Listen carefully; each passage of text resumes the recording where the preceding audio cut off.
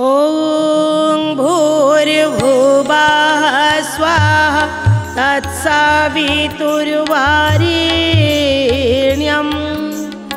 भर्गो देवस्य धीमहि धियो यो नः प्रचोदयात्।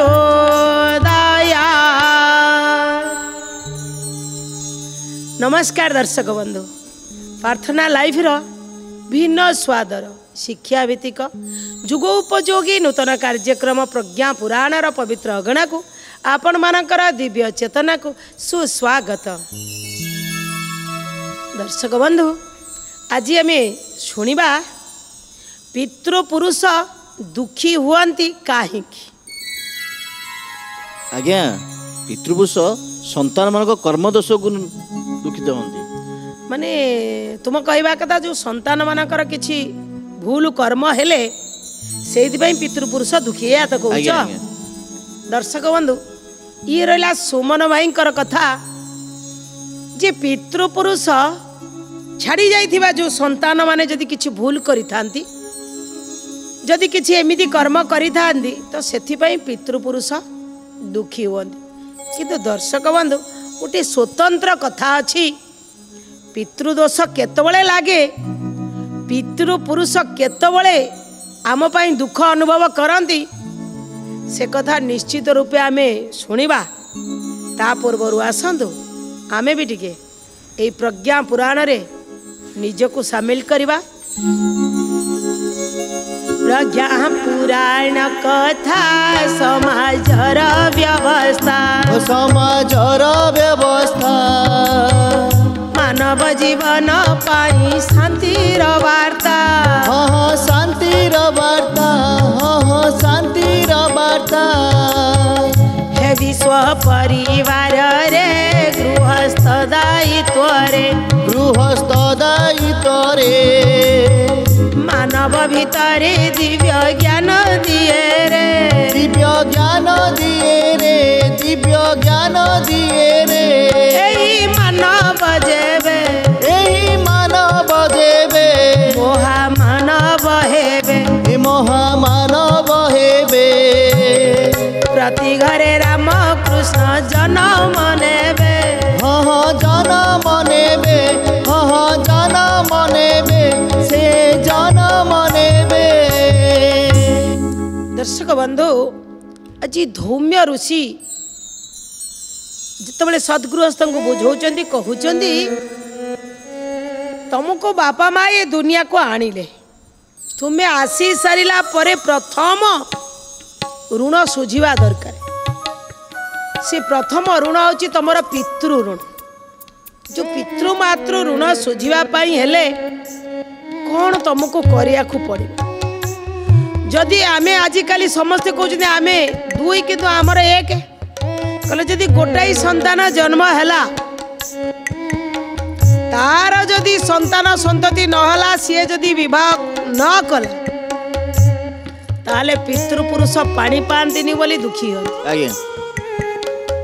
ता अर्थ पितार ऋण सुझिया कहले गोटे प्रकार होची तुम्हें विवाह करिके तुमर संतान आसिया दरकार। सेइथि पाई पितृपुरुष दुखी हुअन। को प्रमाण आकार रे हमको बुझे गोटे उदाहरण सहित बुझी कहले जड़े थिले ऋषि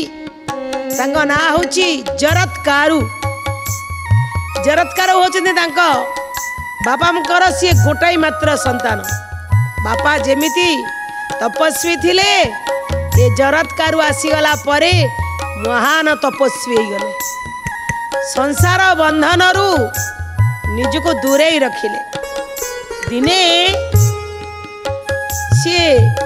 जाइचंदी जंगल को तपस्या करिया पाई। एही समय चाहिए टिके मो पितृपुरुष को देखंती। जेतोले पितृपुरुष को देखिया को चाहुचंदी देखिले तांकर पितृपुरुष से आगे ध्यान रे पितृपुरुष को डाकिले। आउ देखिले पितृपुरुष कौन करिचंदी ना सब ओलटा लटकिचंदी। घास धारा रे झुलुथिले पितर माने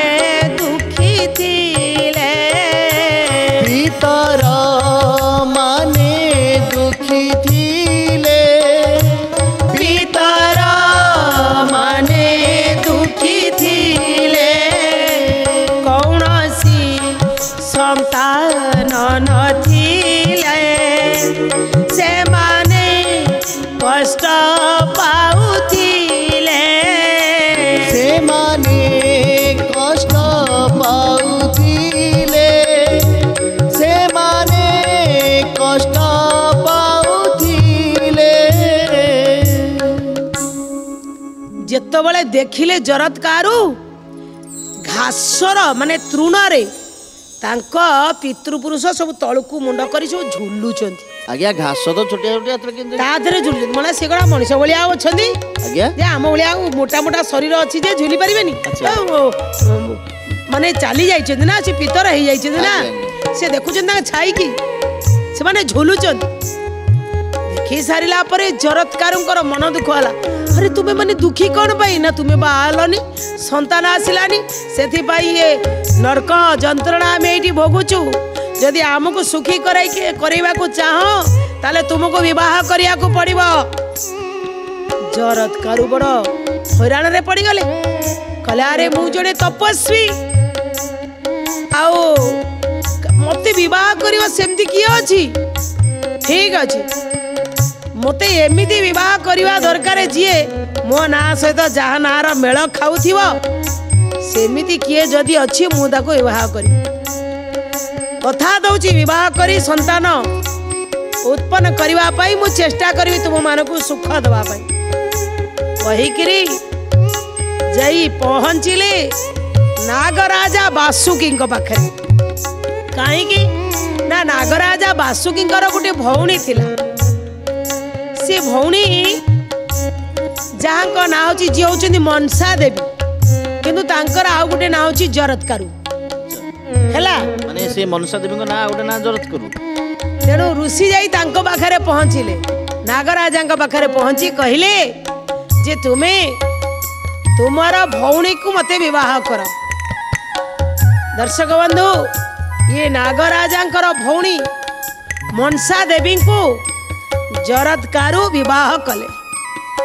दुई जन जाक विवाह करी सारी संसार बंधन भितरे जेतेबेले रहिले किछि दिन आज्ञा गला किछि दिन परे मनसा देवी भी कौनसी गुण रे कम नथिले दिने संध्या समय पुष्कर पाखरे तांकर घरणी बा मनसा देवी कोल रे जरत्कारु शोईचन संध्या हो जाइछि दर्शक बंधु देखंतु आम पुराण भितरे केते बढ़िया कथा दिया जाइछि कहले मनसा देखुचंती मो स्वामी होचंती जने तपस्वी जने ऋषि श्रेष्ठ मते विवाह कले बोली मु ताको सबु बेले विषय वासना प्रति आकृष्ट करबी या नुहे हुए तो किछि दिन पई सीए ओहरी जाई पारंती किंतु मु तांकर कर्तव्य को तांको मन पकई दे एया चिंता करी मनसांकर एतिकी भावना भी थिला संध्या बेले निश्चित रूपे भगवान को डाकिबा दरकार कर्तव्य करवा दरकार किंतु ए समय जरत्कारु सोई पड़िछन मनसा देवी टिके तांको उठेया को चेष्टा कले कले होयो पति देव कर्तव्यरु तुम्हें विच्युत होउच संध्या समय भगवान को डाकिबा कथा संध्या समय स्त्री कोले सोईबाटा कोनोसी साधु संतंकर काम नुह जेतेबेले जबरदस्ती उठेई देइछन दर्शक बंधु जरत्कार उठी गले एवं तांकर से धर्म पत्नी की कहले अरे स्वामीर सुखटा को तमे उपभोग करि पारिलो नाही जदि मु तुम कଳରେ सोईथिली मो कर्तव्य को मते मने पकेया पाई तुमे मते उठेई देला जा रागी गले मु आउ तुम पाखरे रहिबिनी तुमको छाड़ी के पळेबी पूरा रागी गले काहे कि ना घरणी कहउचंदी कर्तव्य पालनर पाई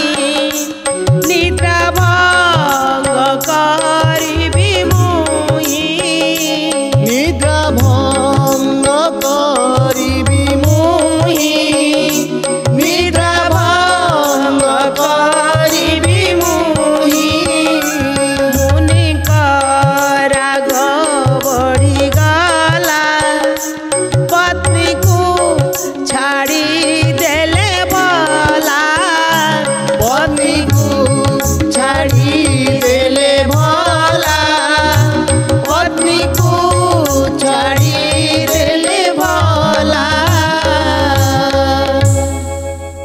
राग टिके बढ़ीगला।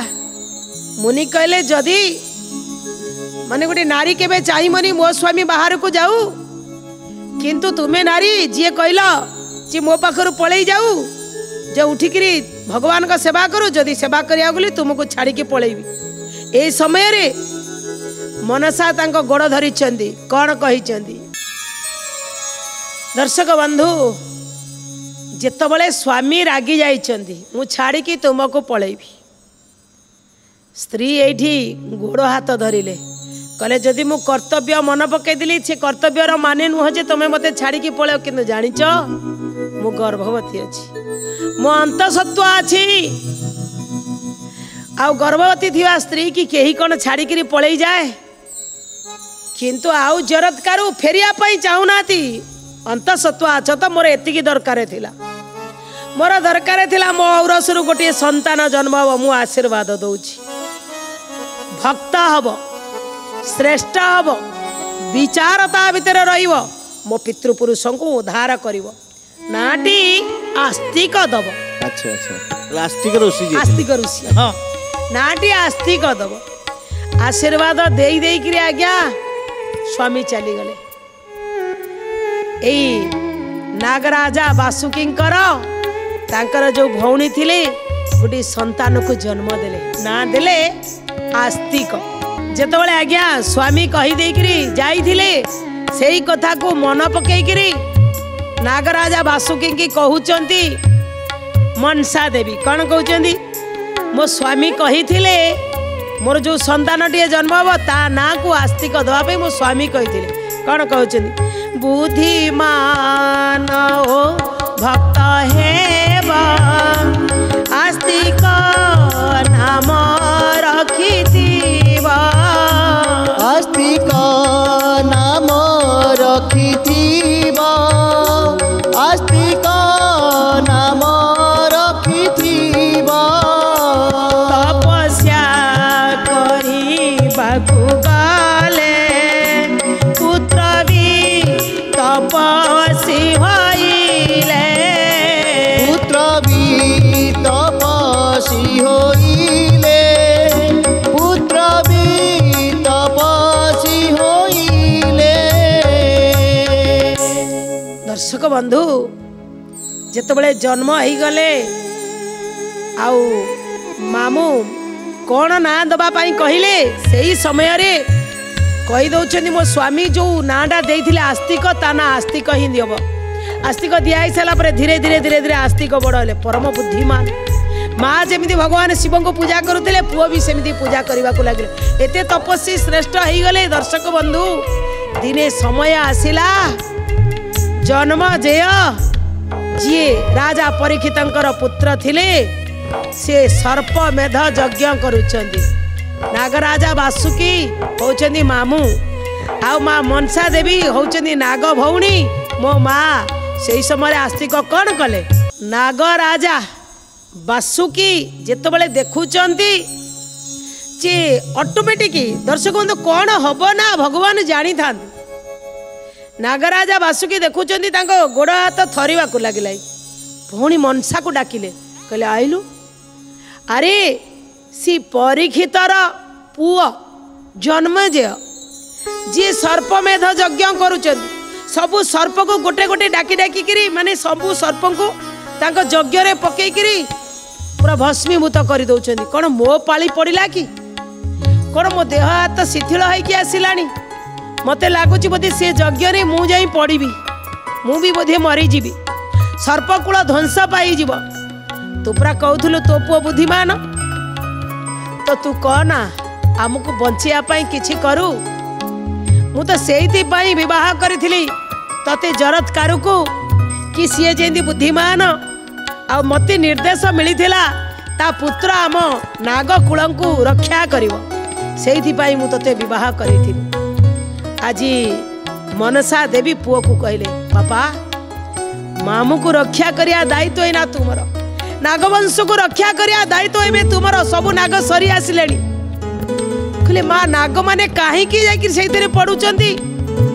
यज्ञ रे? ना संकल्प करिछि जन्म जियो जे पर्यंत तक्षक न मरिछि तक्षंकर जे मो बापा को मारिबार मुख्य कारण ता वंशधर समस्त को मारी नाग कुल को ध्वंस करदेवी किंतु से नाग माता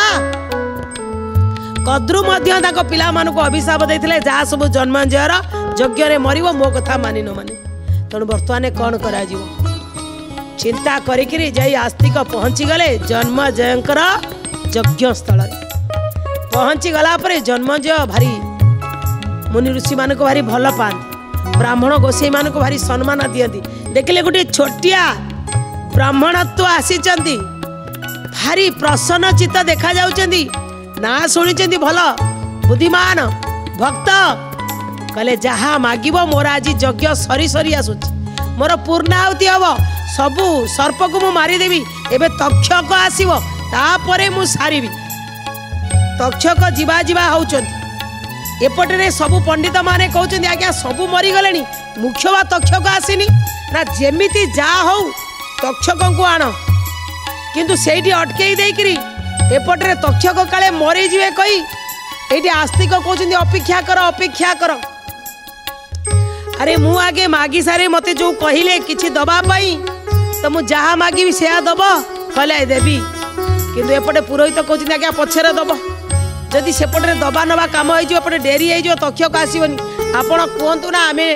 तक्षक आसीनी ना जेकोसी प्रकार तक्षक को आण मंत्र पढ़ा चली तक्षक आसी पहुँची जाइए आउ टिके परे यज्ञ पड़े मृत्युवरण करेंगे यही समय भितर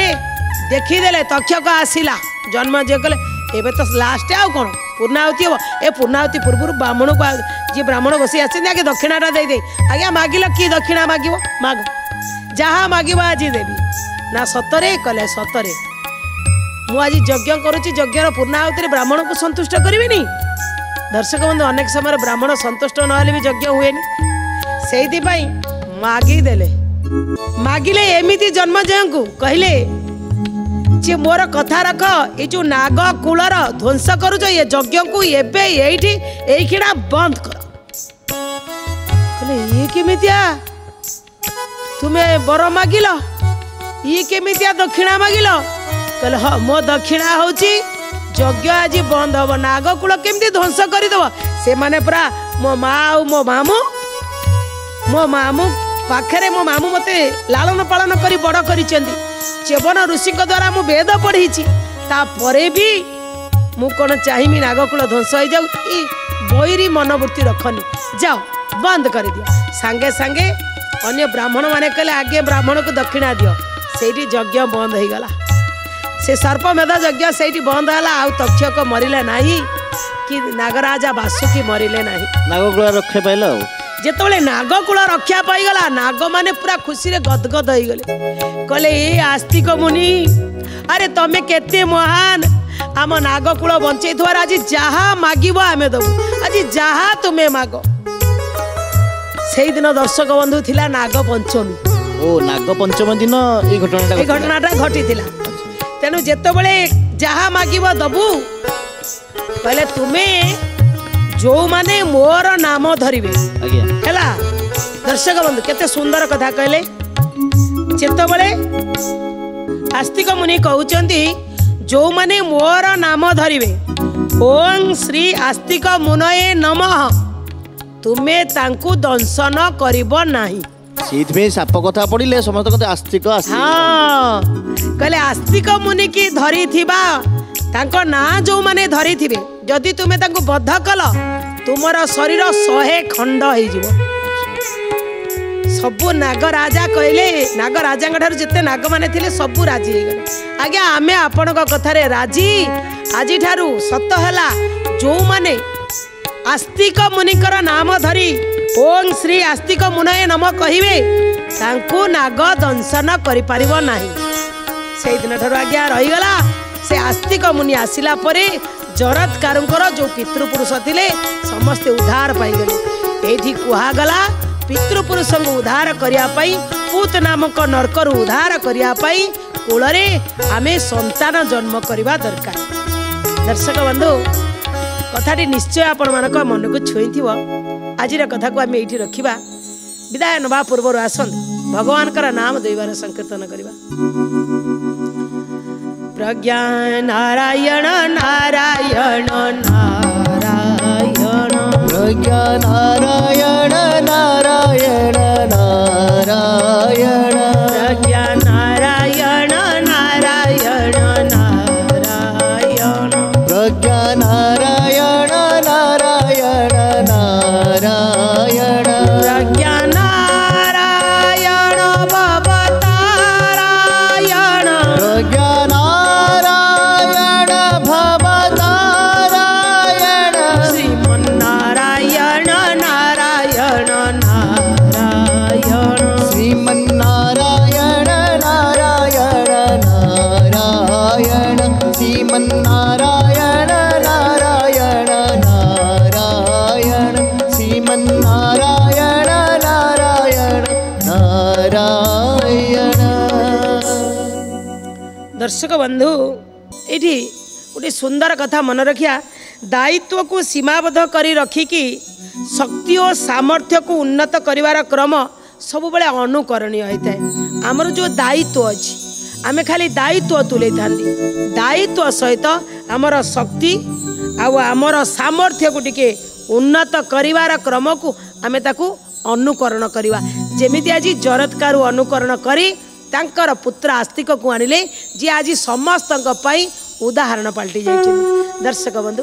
ये कामनार सहित आज कथा को आम ये रखुच नमस्कार। श्रीमद् प्रज्ञा पुराणाय नमो नमः।